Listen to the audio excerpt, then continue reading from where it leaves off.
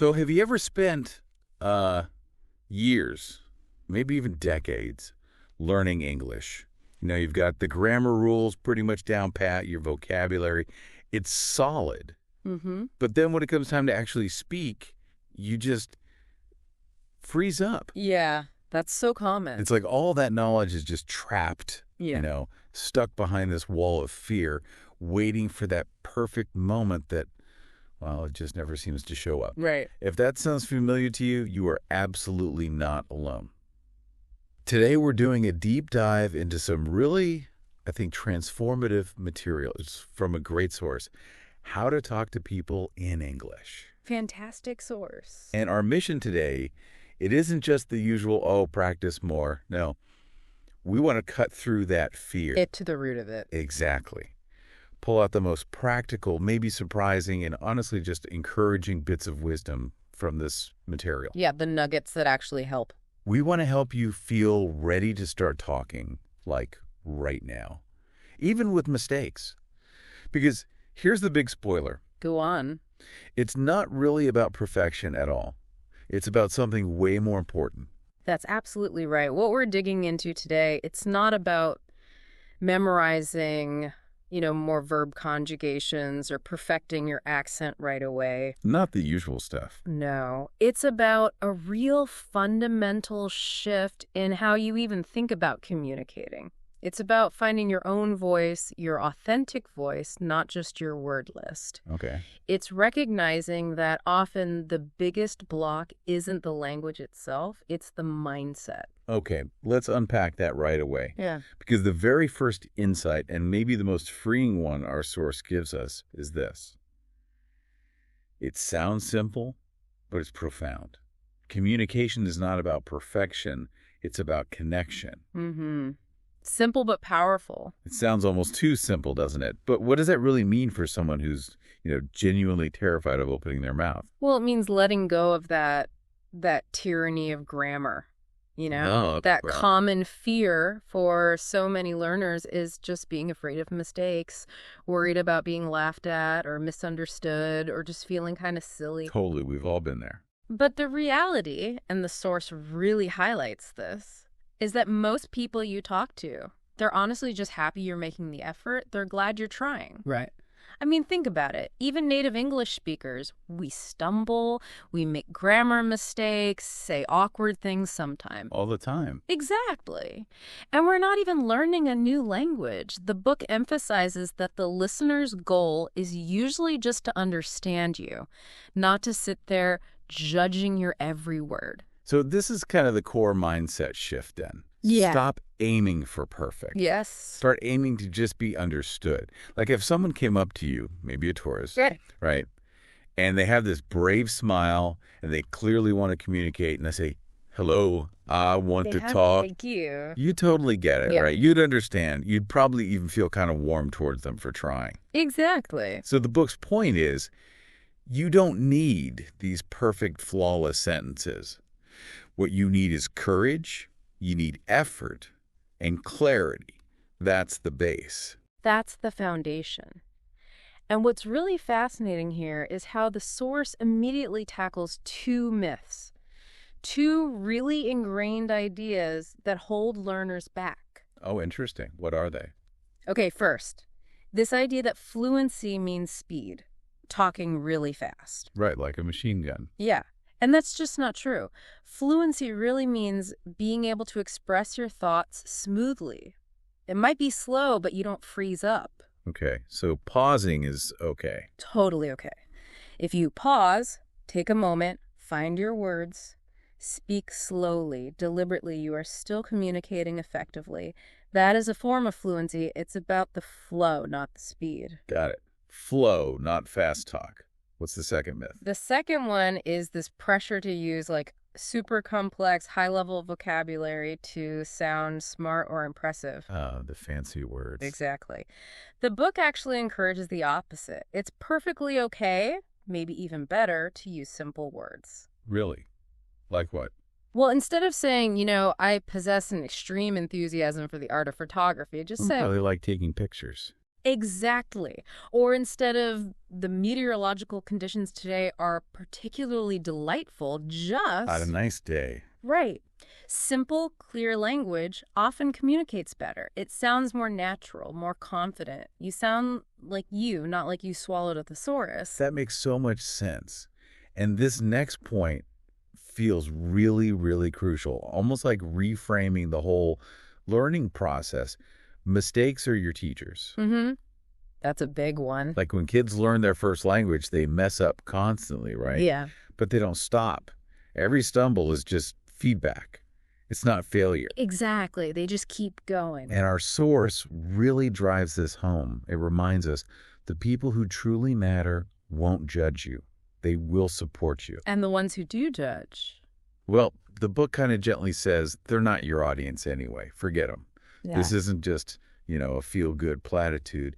It's actual learning strategy. It really is. And this ties directly into that awful feeling of translating everything in your head first, from your native language. Oh, yeah, the mental gymnastics. It's exhausting. It's slow, it's stressful, and it just kills fluency. So the material suggests trying to think in English, and it offers a simple mental exercise. Okay, what is it? Just narrate your day to yourself. Silently or even whispering, I am waking up now. Okay, time to brew some coffee, brushing my teeth. Ah, like a little inner monologue.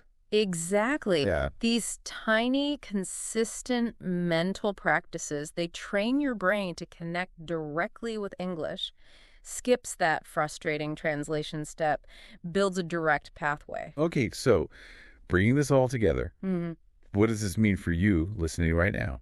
The book actually gives you your first, immediate speaking goal for today. Oh, I like this. Actionable. Totally. It says, say 3 simple things in English today. To yourself, or maybe to someone else if you feel brave. Like what? Could be good morning, or how are you? Or even just, I'm learning English. The point isn't perfect grammar. Just speak. Just get the words out. Exactly. It all starts with action, not getting stuck in your head. The book really emphasizes doing, not just thinking about doing. Love that. Putting the practice back in practice. Right.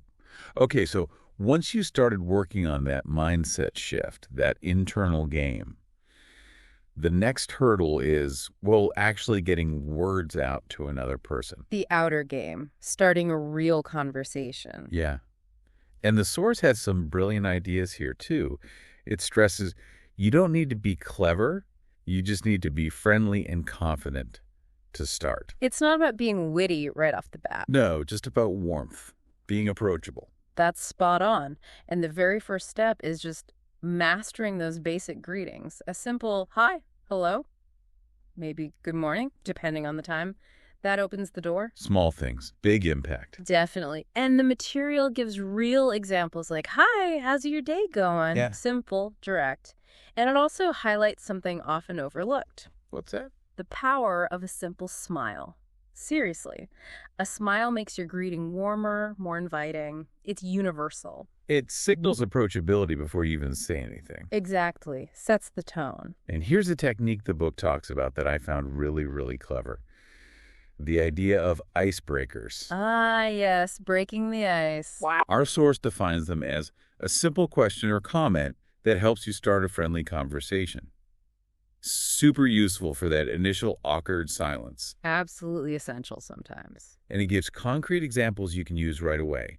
Like, if you're at an event or a class, is this your first time here? Simple, relevant. Or, I like your jacket. Where did you get it? A compliment. Such a smooth, easy way to start talking. And it's arming, too. People like compliments. Totally. Even the classic, the weather's really nice today, isn't it? There's a reason it's a classic. Yeah. And here's a smart one. Sort of overhearing a clear, light topic nearby and politely joining in. Oh, like easing into an existing flow? Nice. Yeah, as if the conversation was already kind of shared. The material even provides a little script, a realistic dialogue to show this. Like, imagine you're at a new class or maybe a party. Yeah. You could turn to someone and say, hi, I'm Anna. I don't think we've met before. What's your name? Simple enough. And after they answer, say, Alex. You follow up. Nice to meet you, Alex. Have you taken this class before? Or are you enjoying the party? It's friendly, it's clear, and it's a template you can just adapt. Easy to use. Exactly. Takes the guesswork out. Okay, so you've started the conversation, but how do you keep it going? The source points out something kind of counterintuitive. Which is? Good speakers are actually good listeners. Yeah.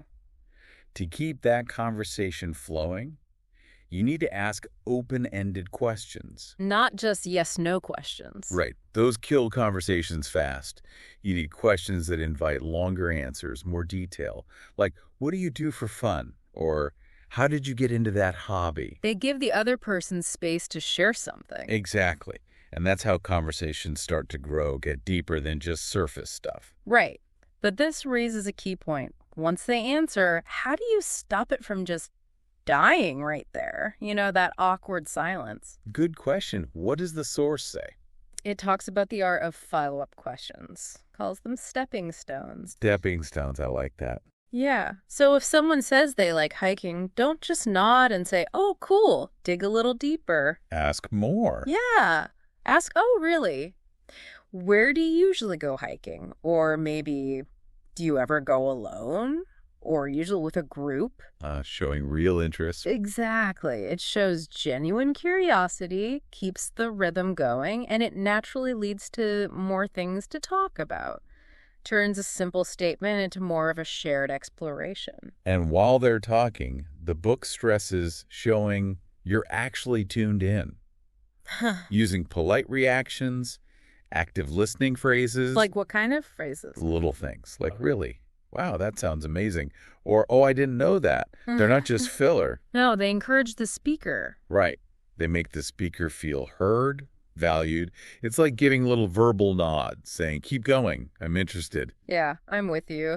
The source describes conversation kind of like a dance. It's back and forth. A dance? How so? Well, after they answer your question, you share something about yourself, too. Just a little piece of your own experience. So it's not an interview. Exactly. Going back to that hiking example, they tell you about their hiking trip. You might respond, wow, that sounds great. I don't hike much myself, but I really love just walking in nature near my home. Okay, connecting it back. Right. It creates a proper two-way conversation. Prevents it from feeling like you're just interrogating them. Shows you're a participant, too. That makes sense.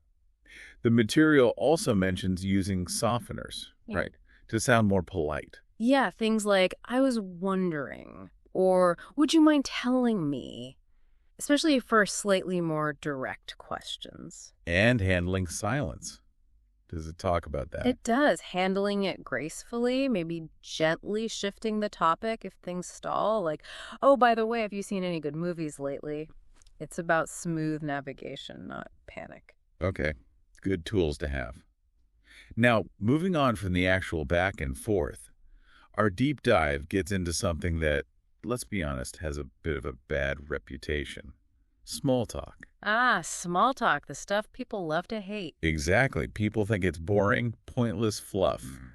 But the source reveals a surprising secret. Small talk is the gateway to deeper conversation. It's not useless. It's actually how you build trust, establish friendliness, create comfort. It lays the groundwork. Totally. And it's a fantastic low-pressure way to practice your English, like a warm-up before the main conversation event. Absolutely. And the source gives a great list of common, safe small talk topics. And crucially, it explains why they work. Okay. Like what? Well, the weather. It's simple, neutral, always changing, connects people fast. The ultimate classic. Then there's daily life, routines, easy to talk about without getting too personal right away. Food and drinks, people love talking about food, giving recommendations. Always a winner. Weekend plans, or free time activities that leads easily into hobbies and interests. And entertainment, movies, music, books, TV shows. Keeps things light, fun. So these topics are safe zones, basically. Exactly. They're universally accessible, even if your English is still developing. Loads of starting points there. Okay, so once you've navigated the small talk, built some comfort, the deep dive takes us to the next step, expressing what you really think and feel. Getting real. Yeah. This is where conversations become truly meaningful, right? Where you start building actual relationships, moving beyond just being a language student to being a real communicator, sharing your unique view. For sure. And the book offers some incredibly simple, clear ways to state opinions. Anyone can use these immediately. Just basic phrases. I feel like, in my opinion, or to me, they give you a natural, non-confrontational way to share your perspective. No complex grammar needed. Simple starters. I like that. And it's not just about stating your own opinion, is it? It's also about how you react to others. Exactly. Engaging with what they say. The source covers agreeing politely, phrases like, exactly, you're right, I think so too. The easy part. What about disagreeing? That's tricky. Super tricky, but crucial. The book teaches how to disagree without being rude. Using softeners is key here. Yeah, instead of just blurting out, you're wrong, which can shut things down. Right. Try softer phrases. I'm not sure I agree. Or, I see what you mean, but... Or, actually, I think. Can you give an example? Sure. Someone says, I think English grammar is easy. Instead of, no, it's not. Yeah, you could say. Actually, I find it a bit confusing sometimes, but maybe that's just me. Exactly. It shows respect for their view, but still states your own truth politely. Much smoother. Okay, that's really useful. And what about emotions? Does it cover expressing feelings? It does. And again, simply, you don't need a giant emotional vocabulary. Basic phrases work wonders, like, I'm happy, I'm excited, I'm angry, I'm sad, I'm nervous, or I feel really tired today, or even just, this makes me feel, followed by the emotion. So just being direct and honest. Yeah. It shows honesty, maybe a little vulnerability, and that's key for forging deeper connections. It moves the conversation from just an exchange of ideas to something more, human, emotional resonance. Yeah. So we've covered words, phrases, how to structure things. But what happens when you're actually in the conversation? Our deep dive shifts now to something really profound, often missed. The unspoken stuff. Ah, the nonverbal, tone and body language. Exactly. And the source material drops this amazing statistic.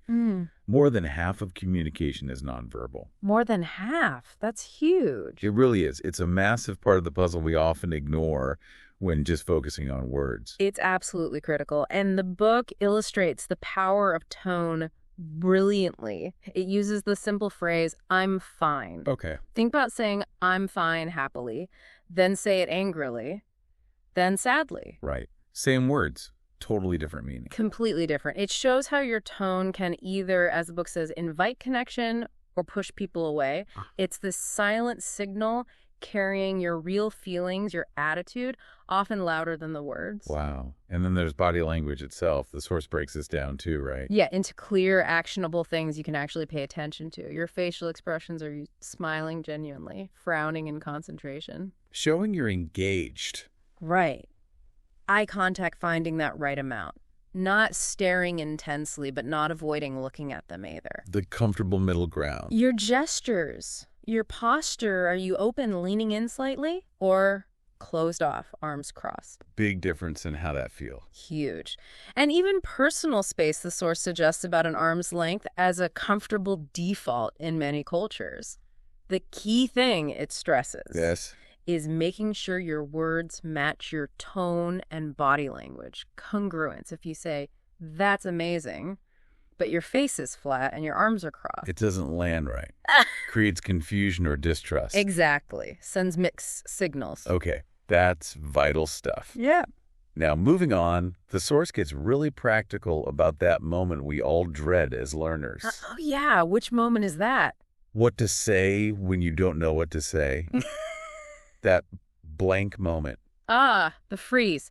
Yes. And the first thing the source says is... Don't panic. Basically, it reassures you. This is completely normal. It happens to native speakers, too.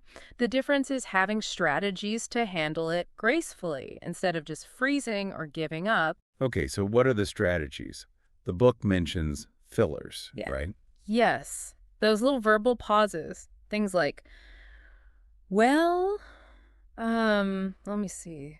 Or, that's a good question. They're not just stalling. Well, they are, but in a good way.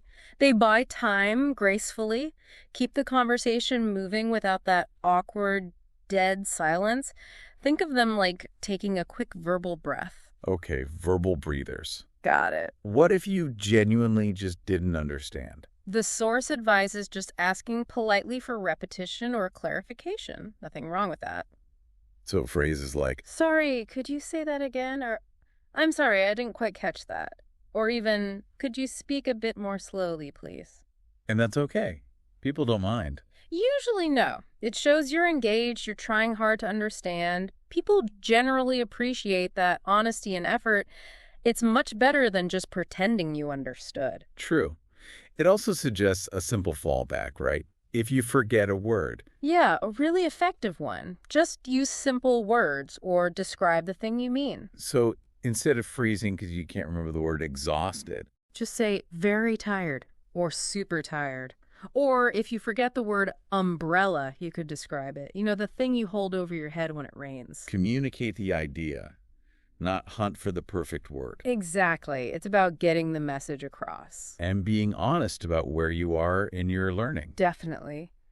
The material reinforces that. Saying something like, sorry, my English is still improving, or I'm still working on my English, is perfectly fine. It often invites patience, even help. And you can redirect if needed. Yeah, gently change the subject if a topic feels way too difficult right now. Remember, it's a conversation, not a test. You have some control. Okay. And now, this next part. This feels like maybe the most empowering insight in the whole deep dive. Ooh, saving the best for last? Maybe. It's about turning mistakes into confidence. And the source just declares it, like, in bold letters. Mistakes are not the enemy. Fear is. Wow. That hits hard. Right. It's such a profound shift from how many of us learned languages where mistakes felt like failures, things to be ashamed of. This book just flips that completely. It really does. The source explains beautifully why mistakes are actually a sign of progress. How so? Well, if you're not making any mistakes, you're probably staying in your comfort zone, not pushing yourself, not trying new words or structures. So mistakes mean you're stretching. Exactly, you're learning. Corrections. When someone helps you, don't see them as embarrassing failures. See them as a free English lesson. Right there, in the moment. The material even suggests a practical tip. Keep a little note, maybe on your phone, called Things I Learned Today in English. Oh, I love that. Turning errors into actual knowledge points. Makes it tangible. Helps you see the progress. This next one feels huge for me, and I bet for a lot of listeners too. The source says, stop apologizing for learning. Stop saying things like, sorry, my English is bad. That self-deprecating stuff. Yeah. Instead, reframe it. Just say, I'm still learning English. Because, and the book states this so powerfully, you're not bad at English. You're in progress. Oh, that's good. In progress. Isn't it? That simple shift in how you talk about yourself, your internal narrative, that changes everything. It's huge. It really is. And if a mistake is a bit funny, like you accidentally say, I am boring when you mean I am bored. Happens all the time. The source actually says, use humor. Laugh about it, maybe with the person you're talking to. Don't be embarrassed. No. It shows you're comfortable, you're human. It instantly diffuses any awkwardness. Makes you relatable, not just some student struggling. Okay, embrace the occasional funny slip-up. The final thought on mistakes. The big takeaway. Focus on communication, not perfection. Always circle back to that. Connection over correction. You got it. True fluency, the source suggests, isn't about never ever making a mistake. It's about being able to notice it, maybe fix it quickly, and crucially, Keep going. being comfortable continuing the conversation. It's about resilience, the ability to flow past a little stumble and keep that connection going. Wow. Okay. So as we kind of wrap up this deep dive, just thinking back on everything we've touched on today, Yeah. It's a lot, but it all connects. It really does weave together. We started with that huge mindset shift, right? Ditching the impossible goal of perfection for the much more achievable, much more rewarding goal of genuine connection. Foundational. Then we got practical. How to actually start conversations, keep them flowing, using active listening, asking good follow-up questions, and mastering that often underestimated skill. Small talk. Building those bridges. Yeah. Then moving deeper. How to express your real thoughts, your opinions, your feelings, politely but authentically. Making conversations truly meaningful. Adding your unique voice. And understanding that huge chunk of communication that isn't words at all, tone, body language, the unspoken cues. So crucial. And maybe most importantly, learning to see mistakes not as roadblocks, but as stepping stones. Actually turning them into fuel for confidence, not reasons to hide. Embracing the process. It all circles back to connection. It really does boil down to one poor idea, doesn't it? The main takeaway, and the source says it so well, the only real mistake is being silent out of fear. That's powerful. And these aren't just, nice ideas to think about. They're actual, concrete, actionable tools. Things you can start applying literally today to unlock your English voice and start building those real connections. It's about doing, not just knowing. Exactly. Active application. So as you, our listener, go about your day after hearing this, maybe consider this final provocative thought we want to leave you with. Okay. How could applying these surprisingly simple mindset shifts, these practical communication techniques, how could that change not just your English speaking, but maybe your entire approach to new challenges, new connections in all parts of your life? That's a deep one. Beyond just language. Yeah, something to think about. Yeah. And don't just think, speak. Take that first step, take that action, keep speaking, keep connecting. You really, truly have got this.